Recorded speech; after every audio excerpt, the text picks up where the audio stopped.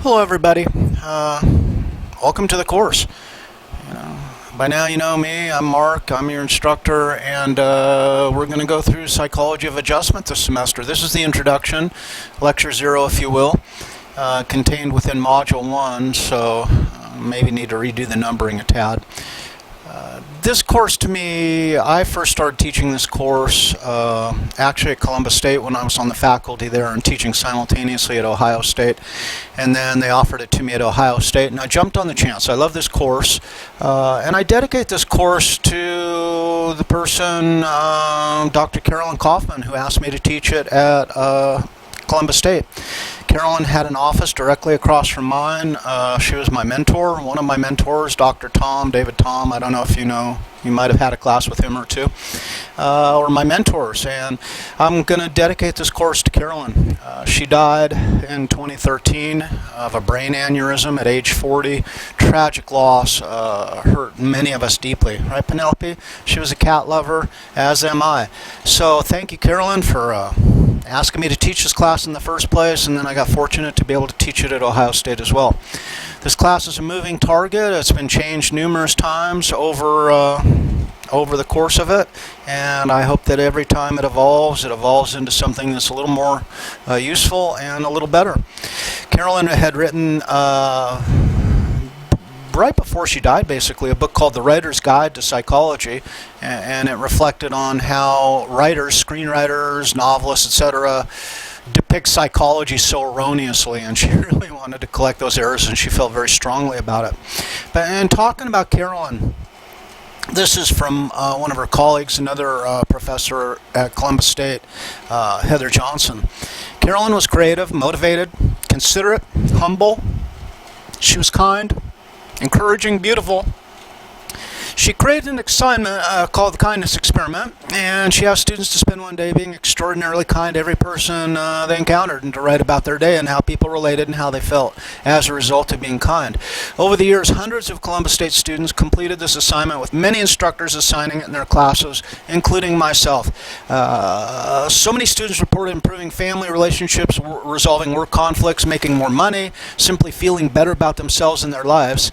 And I think this is the perfect example of how Carolyn made a lasting impression, not just on her students, but on our colleagues. And guess what? We will be doing the kindness experience, at least an adaptation of it. Obviously, under the conditions of COVID, we have to adapt. We have to adjust to what we're being faced with. And, that's kind of core of this course, Psychology of Adjustment. How do we adjust? We will be doing the kindness experience, so you can find that on your syllabus, and obviously I'll be talking more about it later. So what is adjustment? What do we mean? It's a process by which people respond to environmental pressures and cope with stress. And that's what we're about for this 14, 15 weeks together. Now, psychological adjustment is the psychological processes people use to effectively manage, cope with the demands, challenges of everyday life and or extraordinary events. And notice there's a wide range there from, missing an appointment to losing a loved one, and these are all circumstances to which we have to adjust, right? And are there multiple types of adjustment? Well, adjustments to the environment, right? Adjustments to our perception of the environment, and that's an interesting distinction that I think will flesh out as the course goes along. A lot of times it's not the environment itself, but it's how we construe the environment, how we perceive it, and the narrative we create around it. So we'll talk about that throughout the course, right? Adjustments to the way we feel about our perceptions, reactions to the environment. So this is, to what extent can we master, have some level of mastery over our feelings, and this is a component of emotional intelligence as well. So we'll discuss that, right? Adjustments can be reactive. Something occurs and say, oh shit, man, I gotta, buck up and face this, and that would be kind of a reactive adjustment. Or we may be adjusting to the challenges of life, and you may say, wow, what do my employment prospects look like in the future? And maybe that kind of informed your decision for a major, selecting this major perhaps over another major, and that's more an example of a proactive adjustment, anticipating what we might need to adjust in the future and putting things in place so that we can make that adjustment. Now, the flip side of this is what happens when people don't adjust, right? And when people don't adjust, then they demonstrate kind of maladaptive behavior or inadequate or inappropriate coping skills, right? There are causal mechanisms that can lead to and deviance, personal distress, and maladaptive behavior. And notice these are kind of the cornerstones of mental illness as it's conceptualized, especially with people have kind of a clinical perspective in psychology, right? So, you know, when we fail to adjust, then we might be distressed or dysfunctional, deviant. It could even be up to the point of being dangerous, right? Or we might demonstrate abnormal behavior, have an inability to cope with problems. Now, the benefits to adjusting then are really behaving normal, and this horrible word, right? So let's not get too mired down in that. But adequate coping skills and support systems, right? And absence of manageability of problems or concerns. So I'm going to make a case throughout this course, at least I'm going to attempt to, consistent with where OSU has been going in the past 2 or 3 years now, is the term wellness. So adjustment and wellness, and really Ohio State and a lot of psychological research that supports this idea, is that the fundamental assumption is that successful adjustment is significantly associated with the experience of wellness. And Ohio State then has created the wellness dimensions. And this is emotional wellness, career wellness, social wellness, spiritual wellness, physical wellness, intellectual wellness, creative wellness, and environmental wellness. So think about that as kind of a core theme that will always be returning, or almost always be returning, to the idea of wellness. This is Penelope, by the way, and I imagine that throughout the course, if you avail yourself of these videos, you'll see plenty of Penelope. She loves this shit. I don't understand it, but right, sweetie? And Penelope had to adjust to being born with one eye, right? So, but she does just fine. You would never know it. Believe it or not, we have 2 one-eyed cats. Willie is the other one-eyed cat. So, anyway, she loves doing this. I don't know why, but it's her deal. So, think about this. Ohio State is really thinking about renaming this course the Psychology of Wellness. So that's kind of where we're moving Psychology of Adjustment to. There's been a big problem, and come back to me, you know, year after year and say, Mark, you know, you got to make sure that you differentiate this course solidly from positive psychology. And we want to offer both, but if there's too much overlap, then it makes no sense to offer both. So I diligently endeavor to differentiate this from positive psychology, and I think you'll see throughout the course that it's very much the case. We're successfully doing that. Now, what on earth are we adjusting to, right? Another way to put that, and we'll have a whole lecture, several lectures on stress, right? What makes your life stressful? And if you want to keep a journal throughout this course, not a bad idea, a personal journal, right? We did that last year. People kept journals. A lot of students kept journals to kind of make the content real, formally write it down, either electronically or on paper, and watch their thinking and adjustment challenges evolve over time. But what are we adjusting to? And you might want to make a list, right? So, new experiences, and new experiences require adjustment. Daily choices. Choices require adjustment because we think, oh, here are the benefits of what I chose, but then I always then have to face the conundrum that I made a choice. Did I make the correct choice? Was the other option actually better? So choices are a real bitch, right? Long-term consequences of earlier choices. The choices I made affect my life tremendously, right? Unexpected incidents we have to adjust to frequently. Think about the unexpected incidents. How many of you expected that during, you know, what is this, your junior or senior year, right? Some of you might be graduating this semester. How many of you ever anticipated that some new virus would come along and turn our world upside down and inside out, right? Most of us didn't have that on our radar. So that's something we have to adjust to. That's an unexpected event. Other people's behavior, and this is very prevalent in this day and age. We're adjusting to the idea of limiting the transmission of COVID. So, but this has turned into kind of this mask versus no mask kind of two camps, you know, and maybe you don't want to wear a mask. Other people want to wear a mask, but then people who wear the mask are afraid of the people who don't wear the mask. So we have to adjust to other people's behavior as an example. Mask wearing behavior is just one example of that. Cumulative technological demands, right? We got to learn how to do things, and technology is always changing. It's always expanding. So, we've got this flat screen TV, which is impossible to probably kind of buy any other. I got my laptop hooked to the TV. Here's my iPad controlling the camera, right? I got an electronic wireless microphone that goes to the camera. I got to learn how to use all this and adjust all the demands of this technology. A little while later, we'll have a lecture Zoom meeting, at 2 o'clock today. So you learn to use Zoom, and we'll be using Zoom, right, within this class. So cumulative technological demands that increase all the time. You have to adjust to maintenance and daily chores, and maybe that's a little simpler. The cumulative demands of the above, that living in our world requires constant adjustment, constant adaptation. Charles Darwin, it ain't survival of the fittest like so many people are fond of saying. Right, sweetie? Penelope, what is it? She knows. Survival of the most adaptable. Those who most successfully adjust to the curveballs that nature throws us are the ones who go on to reproduce. Right? And that's how natural selection works. Brilliant idea. So, what circumstances in your life require you to adjust, and to which categories of wellness can they be assigned? And that might be something that you want to consider if you're going to keep a journal to kind of record down now, is create a list of adjustments that you need to make and what dimensions of wellness they represent. We'll be doing a short little lecturette on the wellness dimensions right after this one. So, how many things are we adjusting to, really? And why don't we compare? Let's compare to the Middle Ages, right? And in the Middle Ages, what was the deal? Well, in the Middle Ages, we were faced with totalitarianism for the most part. That is, voting was rare, if it occurred at all. Politics was generally for the wealthy. Many of us might have actually been enslaved during the Middle Ages and had virtually no choice whatsoever, either to choose to participate or die, kind of. Crime and punishment, and punishments could be severe back in the day, and laws were often enforced arbitrarily and were not clear, right? Not good legal systems. Religion was very prominent through the Middle Ages, and the interesting thing about religion in the Middle Ages is you were born into a religion, essentially. This is the religion of your family, and it would be the religion that you held till you died.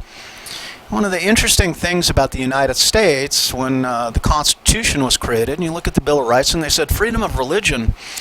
And I think one thing that people fail to understand, many people, that this is one of the first times that people were allowed to not be religious. And the First Amendment protects that. So you could choose the religion that you wanted, right? Or you could choose no religion at all. And that was not something that was necessarily allowed during the Middle Ages, right? You were born into the religion, and that's the religion you stuck with. And for many countries, and many cultures now, that's basically still the same way that it is. Social class was pretty much impermeable. The social class to which you were born was the social class in which you were going to die. Not a lot of adjustments in this case. That is, adapting to different circumstances. Your adjustment is to what existed and where you were born, what you were born to. Okay? So education was for the wealthy, but not really anyone else. So the way out of your situation was somewhat hindered. Okay? Gender roles. So you were expected to get married, and you were expected to then obey your husband in most cultures, and that was the way it went down. And profession is interesting because this is, you usually, if you were a craftsman, then the way you earn money was to make something and sell it, right? Nowadays, notice that I really am selling my labor for the most part. Well, maybe not. Maybe this is more kind of a craftsman occupation when you get right down to it, because I'm producing tangible items. But when I worked in construction, I was selling my body, essentially. That is, if they wanted me to shovel gravel from here to there all day long, I sold my labor. And that's very much like the Middle Ages, right?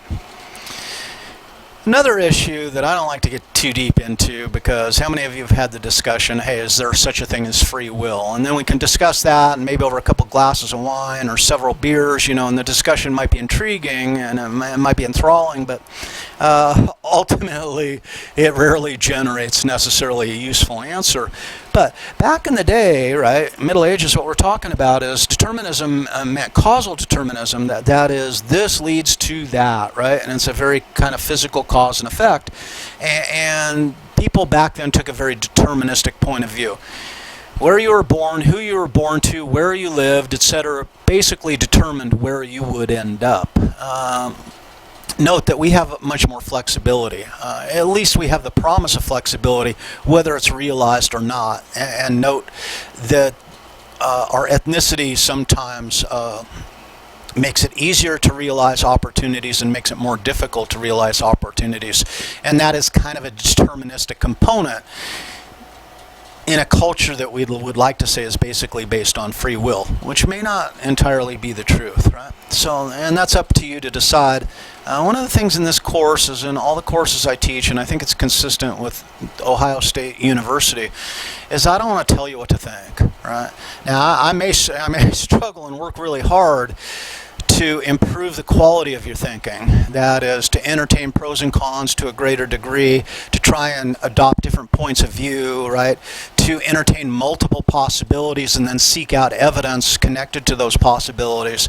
That is critical thinking in its essence.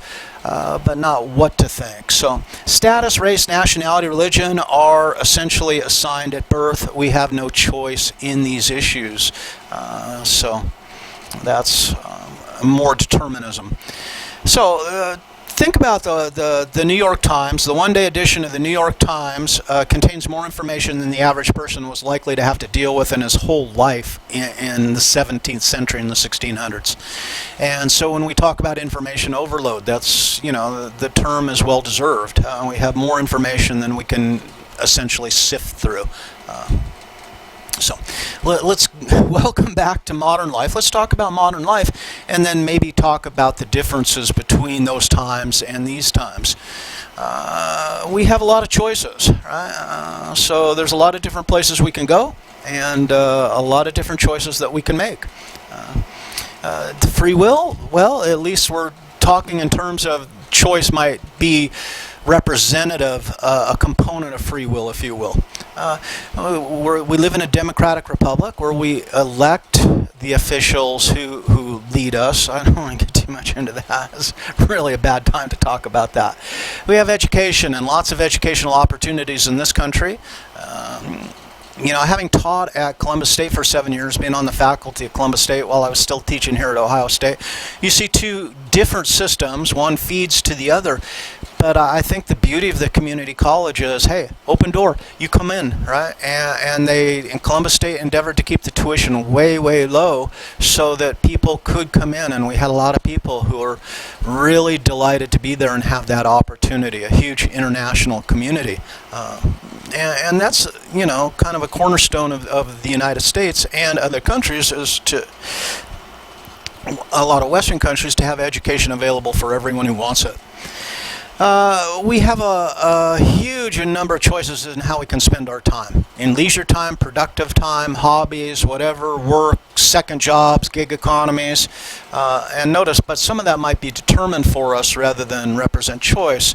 And sometimes things that are determined are presented as choice and aren't necessarily so. So we have to be careful consumers of what people are tossing at us. We can choose our religion for the most part, at least in the United States, in Western Europe. You can choose to be religious or not, and you can choose to change your religion.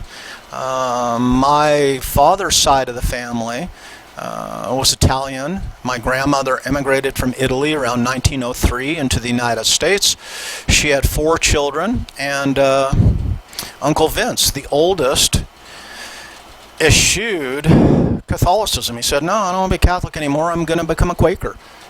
He chose to change his religion. It was a horrible thing for the family to have to deal with, but he did it. And he was actually a conscientious objector during World War II because he was a Quaker, and he spent World War II in a conscientious objectors camp.